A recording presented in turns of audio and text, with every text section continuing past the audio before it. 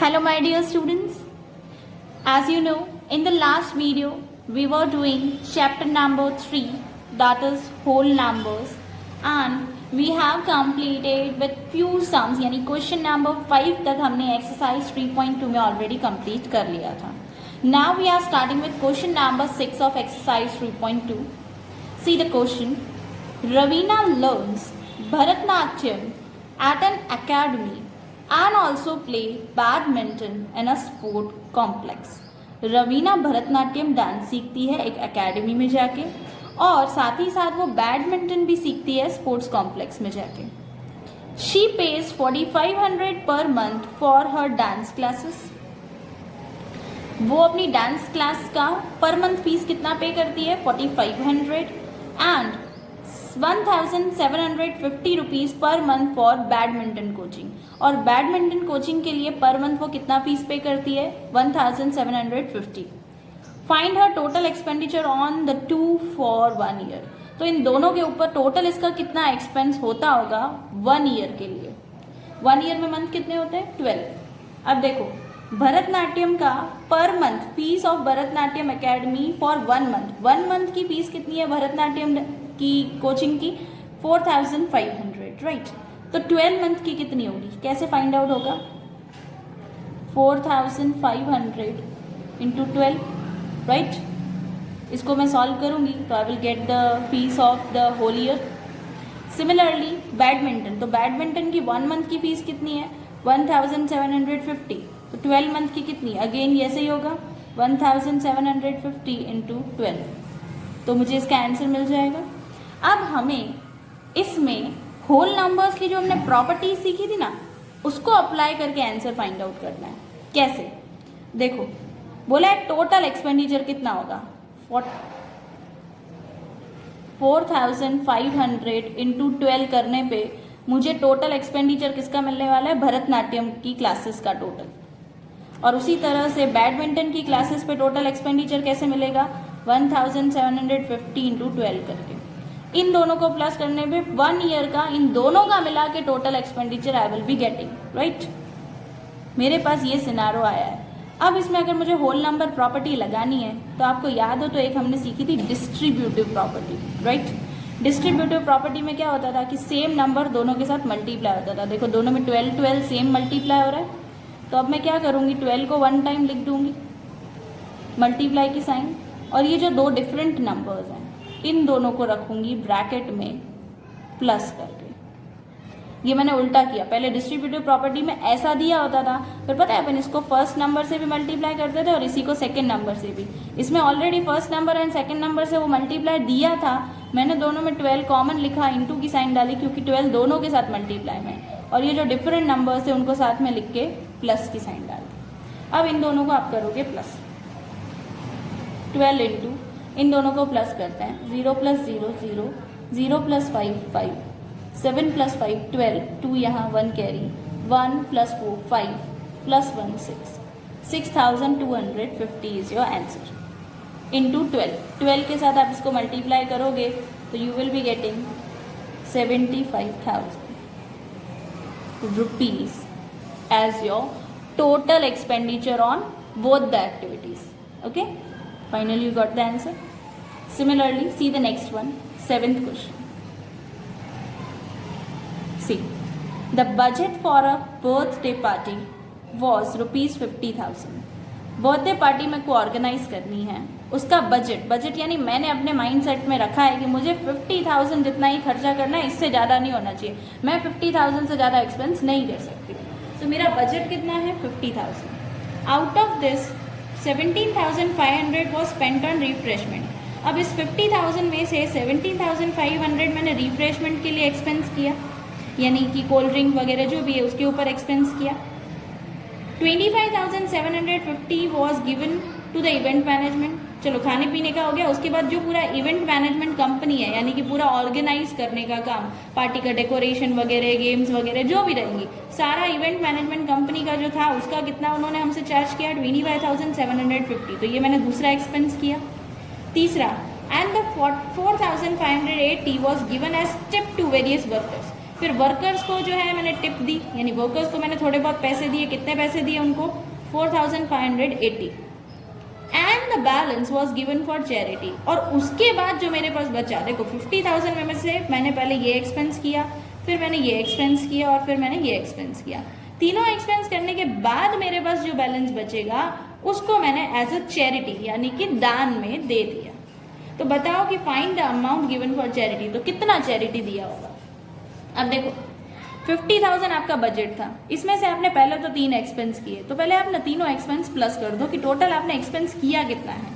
तो देखो मैंने लिखा टोटल एक्सपेंस ₹17,500 प्लस ₹25,750 प्लस ₹4,580। इनको आप सिंपली क्या कर दोगे? प्लस कर दोगे। सबसे पहले तो 0 + 0 + 0 0, 8 + 5 13, 13 + 0 13, 1 कैरी। अब 1 + 5 6, 6 + 7 13, 13 + 5 18, 8 यहाँ 1 कैरी, 1 + 7 8, 8 + 5 13, 13 + 4 17, 17 का 7 यहाँ 1 ऊपर, 1 + 1 2, 2 + 2 4, ओके 47,830 टोटल एक्सपेंस मैंने इतना किया है। अब इन्होंने क्या बोला था? 50,000 में से ये तीनों एक्सपेंसेस के अलावा अभी जो पैसे बचे वो अपन चैरिटी में दे देंगे। पहले हम देख लेते हैं ना कि 50,000 में से अगर टोटल मैंने इतना खर्चा किया तो मेरे पास बचा कितना जो मैं चैरिटी में दूं। तो मैं क्या लिखूंगी? बैलेंस अमाउंट, क्योंकि मैं एक्चुअली बैलेंस ही निकाल रही हूँ कि 50,000 में से मैंने इतना एक्सपेंस किया तो बाकी मेरे पास रखा कितना हुआ है, राइट?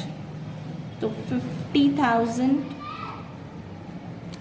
माइनस रुपीस जो तुम आपने एक्सपेंस किया है वो वाला, ओके आप इन दोनों को सिंपली माइनस करोगे तो you will be getting 2,170।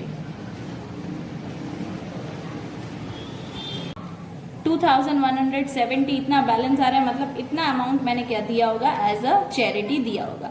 So lastly you have to write balance amount, खाली यहाँ पे ऐड कर दो ना, गिवन एज चैरिटी। ठीक है, आपने चैरिटी में कितना अमाउंट दिया? 2,170 रुपीज।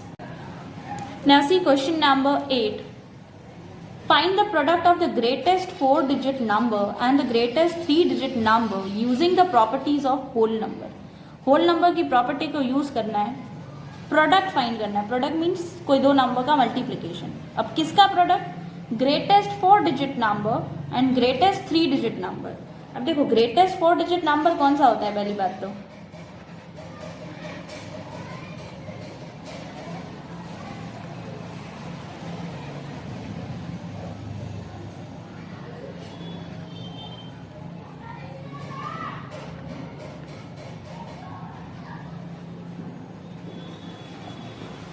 ग्रेटेस्ट 4-डिजिट नंबर कौन सा होता है? 9999, राइट?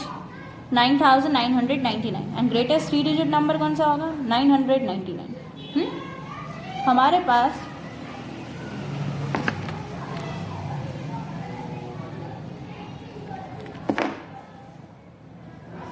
पास दोनों नंबर्स हैं। अब हम क्या करेंगे? बोला था प्रोडक्ट। प्रोडक्ट मीन्स क्या? 9,999 इंटू 999, तो इसका प्रोडक्ट हम फाइंड आउट कर सकते हैं। अब इसमें इन्होंने बोला होल नंबर की प्रॉपर्टी यूज करना, मतलब डायरेक्ट मल्टीप्लाई मत करना, होल नंबर प्रॉपर्टी यूज करो। See we can do one thing, 999 को स्प्लिट कर सकते हैं, लाइक 1000 - 1 कर सकते हो। 1000 - 1 करूंगी तो आएगा तो वही ना 999। So I am doing that only. 1000 में से 1 माइनस करो तो 999 आएगा, इसलिए उसकी जगह मैंने ये लिख दिया। ओके, अब सिंपली क्या करते थे हम, आपको याद हो तो यही नंबर मल्टीप्लाई में है इस ब्रैकेट के साथ, तो ये नंबर 1000 से भी मल्टीप्लाई होगा और यही नंबर 1 से भी मल्टीप्लाई होगा। So simply what you will do, 9999 into 1000 and again 9999 into 1, distributive property, right? 9,999 1000 से भी मल्टीप्लाई होगा, 9,999 1 से भी मल्टीप्लाई होगा। बीच में माइनस इसलिए क्योंकि ब्रैकेट के बीच में माइनस था। चलो, किसी भी नंबर को 1000 से मल्टीप्लाई करना है तो इट्स वेरी सिंपल, सिंपली 1000 के पीछे 3 zeros, तो हम इसके पीछे 3 zeros लगा देंगे। एंड 1 से मल्टीप्लाई करना इज ऑल्सो वेरी सिंपल, जो भी नंबर है सेम टू सेम आ जाएगा 1 से मल्टीप्लाई करके, है ना। अब आप इन दोनों को सिंपली क्या कर दोगे, सब्ट्रैक्ट। आप इन दोनों को जब सब्ट्रैक्ट करोगे तो you will be getting 998900 that is 99,89,001। So this is your answer कि इन दोनों का मल्टीप्लिकेशन यानी इन दोनों का प्रोडक्ट जो है वो क्या आ रहा है, 99,89,001। Okay, let's move to the next question number 9। A square of paper contain 144 sheets. See, a square of paper means क्या है अभी, square means क्या, एक बंडल, जो व्हाइट शीट्स होती है ना उसका बंडल आता है, ठीक है। तो वो जो एक बंडल है उसमें टोटल कितनी शीट्स हैं, 144 शीट्स हैं। अली परचेज 13 स्क्वायर्स इन जनवरी। जनवरी में उसने ऐसे पेपर्स के बंडल यानी कि स्क्वायर्स जो हैं, कितने स्क्वायर खरीदे हैं, 13 स्क्वायर्स खरीदे हैं। उसी तरह 15 स्क्वायर्स इन फेब्रुवरी, फेब्रुवरी में उसने 15 स्क्वायर्स परचेज किए हैं। एंड 12 स्क्वायर्स इन मार्च, और मार्च में उसने 12 स्क्वायर्स परचेज किए हैं।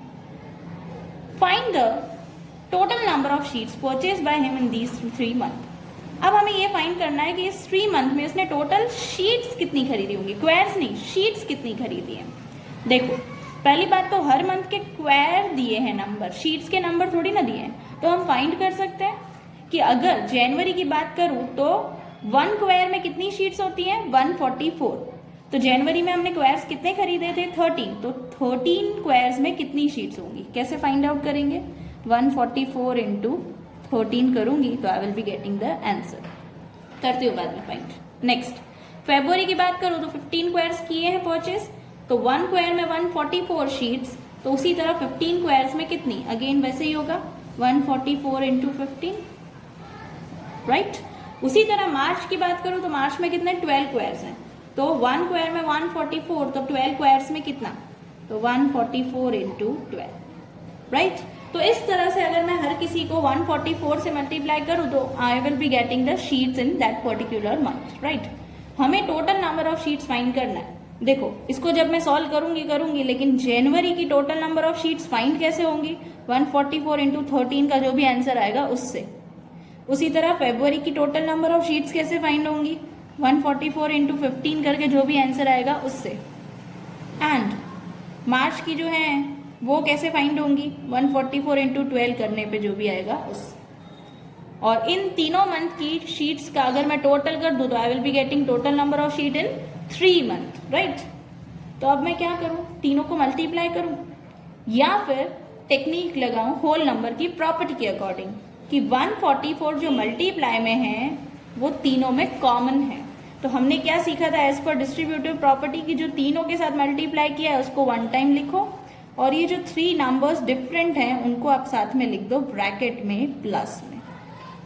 ओके, तीनों में जो 144 कॉमन था वो 1 टाइम लिख के इनटू, क्योंकि सबके साथ वो मल्टीप्लाई में था, और ये जो 3 डिफरेंट नंबर्स है यानी जो नंबर ऑफ स्क्वायर्स थे उनको मैंने डाल दिया ब्रैकेट में प्लस में।